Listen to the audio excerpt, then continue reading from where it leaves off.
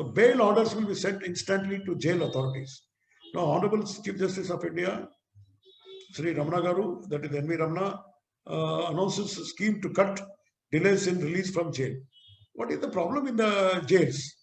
And how this important measure is going to be benefiting the prisoners? Chief Justice of India, Ramana, on Friday had said people given bail by courts, even by the Supreme Court, have to wait for 5 days, several days before prison authorities release them. It is just too much. When Supreme Court is giving the order to release, they are taking any number of days, delaying wantedly, politically, or whatever, administratively. So much red tapeism, bureaucracy, despite the clear orders from the Honorable High Court or Supreme Court. So when why prison authorities should take so much time? Already they have been there as under trial prisoners. They are already in the jail, many of them, and awaiting the judgment. When there is a release, they should be given immediately. This. Why should they delay the release by way of giving a bail, regardless of the fact that the personal liberty of people suffer? This is the problem. There are many under trial prisoners who are waiting in the jails, waiting for the hearing in the court. And finally, when the case comes up, let us say a bail is given, then immediately it should be implemented. Already they are suffering. And because they may take several months and years for the case to come up, until such time they are in jail. And when time comes that time for bail comes and the bail is granted by the High Court or Supreme Court, this is not immediately carried to the jail authority, and they take their own considerable time to delay it. So the justice delayed is the justice denied. And also when there are clear orders from the judge of either High Court or Supreme Court, why jail authority should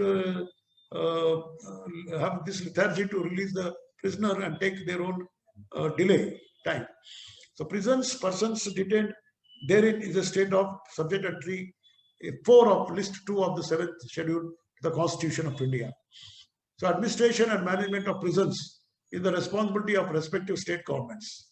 So administration and management of prisons is the responsibility of respective state governments. However, the Ministry of Home Affairs provides regular guidance and advice to states and UTs on various issues concerning prisons and prison inmates. However, so Ministry of Home Affairs at the center provides regular guidance and advice to states regarding so while the jail is state subject, but there is also guidance given by Ministry of Home Affairs on issues concerning prisons and prison inmates, prison reforms, and various new technologies. Now, what is the status of Indian prisons? Indian prisons face 3 long-standing structural constraints: overcrowding, too much of crowding, and this was really a major problem during Corona crisis.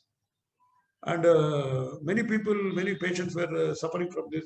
Many prisoners were exposed to this because of the overcrowding, understaffing and underfunding.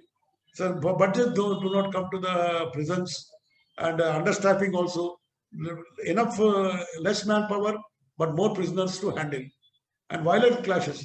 Very often there are violent clashes because of they are very aggressive, frustrated, and they are already having a track record of criminal crime, and therefore they want to settle everything by violent and also being aggressive. So the prisoners are very difficult to handle in prisons, and jail authorities have a difficult time in managing whenever there are violent clashes, it results in killing of the people, also prisoners also, and all the other inmates. So it's a very serious problem in that sense. And then under trial population, see, this is the major problem. When a person is arrested and then remanded, he will go to jail. Then actual case, the person has to wait with the jail till police completes the total investigation and files a charge sheet. Then the case come up for hearing, then trial and under trial, and only then whether he is convicted or not convicted. Then if he is not convicted, then he is released. Okay. If he is acquitted, then he goes free. But what about the time he has stayed? Let us say he spent 2 to 3 years in the jail, and finally the case has come up for hearing, and the judgment came 3 years after 3 years that he is not guilty. So he has been arrested, remanded, produced before the honorable judge, and then remanded to jail and in the custody. and thereby he spent so many years till the police completed investigation. All this legal process has taken place, including the trial and hearing in the court, and finally the judgment has come that he is not guilty. So 3 years have been like this. Many under trial prisoners are waiting for the cases to come up, and they have been spending much longer time than is necessary, much longer time than the disposal of the cases. So they need to they get arrested, they get spend long periods, and particularly those who are declared not convicted and not guilty.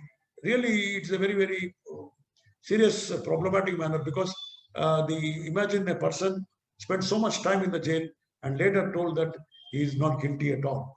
So people have, so this is the under trial uh, trauma that the prisoners undergo. This is the problem everywhere in India. This is the major problem in the Indian prisons now. So that's why they are overcrowded, because the cases don't come so early and they don't get disposed of because of the judiciary pendency, and they too have their own problem. Judiciary also has the problem. Therefore, in the sense, so with all their good intention, they hear the cases, but the workload is so much. Cases have been pending for so many years, so many cases in various high courts and Supreme Court, that it takes a lot of time for the case to come up for hearing.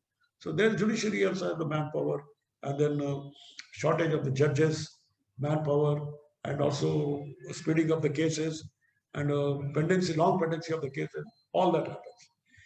And this is as a result, under trial population suffers, and that's how it is leading to overcrowding and violent clashes sometimes. Although it is not a justification to say that. People held under preventive detention. There is a rise in the number of people held under administrative or preventive detention. You know, several times this has been discussed. The UAPA Act was discussed earlier, and we said that this preventive detention is wrongly used to settle the political scores or personal scores. So that's why it is wrongly sometimes booked. People are, these cases have been framed under preventive detention to have a rivalry, to settle a rivalry, to seek revenge, or to victimize a person for various reasons. That is wrong, misuse or abuse of the PD Act. That's why there are large number of people, the cases are on the increase. Yesterday we discussed in the Sedition Act 124A that many people have been booked even for simple things, even though there is no case against the state. The territorial, any case inciting violence against the territorial integrity of nation or order, then that is called as a sedition, but not law and order issues or anybody talking against the government, disagreeing with the policies of the government. So you can have sedition only against the state, but not against the government. And the government should not take it seriously when somebody is criticizing that. And it cannot, nobody can be booked. So that means many cases have been wrongly booked just for cases which really do not come under the sedition. Similarly here, preventive detention. So the large number of cases are going up, but the conviction rate is very poor.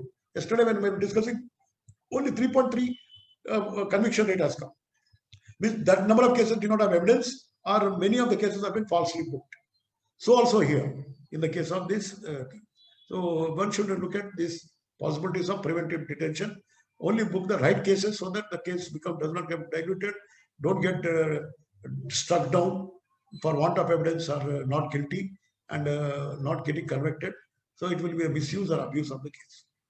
So what is the issues now? What is the way forward? Speedy trial. So because the under trial prisoners have been waiting for so many years, I gave only 3-year example. There are 5-year people. There may be even more than 5 years who are waiting as under trial prisoners for the case to come up. So there should be speedy trial. Remains one of the best way to remedy the unwarranted phenomena of overcrowding. Lawyer to prisoner ratio. There should be at least one lawyer for every 30 prisoners, which is not the case at present. So overwhelmingly large number of prisoners and less number of lawyers. So their rights are not getting defended, and whatever, whether he's guilty or not, the cases have to be taken up in an urgency basis, and a lawyer should be there for every 30 persons.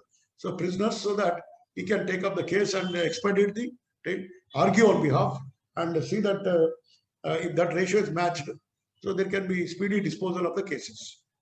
So there is not only judiciary, but also advocates and the police. They all should work so as to ensure the speedy disposal of the cases. There should be at least one lawyer. Then special court. There should be special fast track court should be set up to deal exclusively with petty offences which have been pending for more than 5 years. So there are so many like smuggling, liquor, or pickpocket, chain snatching. These are all petty offences. These have been also pending for 5 years. So the person is arrested and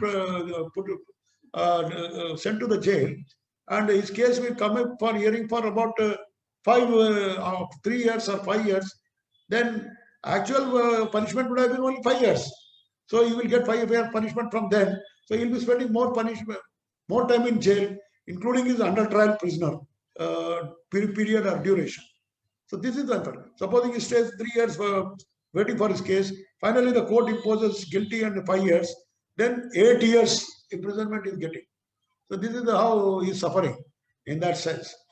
So, or sometimes, of course, they can plead that we have spent already 3 years, so that it can be reduced from the major, the time of the imprisonment, duration of the imprisonment can be shortened. So courts decide based on each case by merit, on its own merit, case by case, and on the grounds of merit.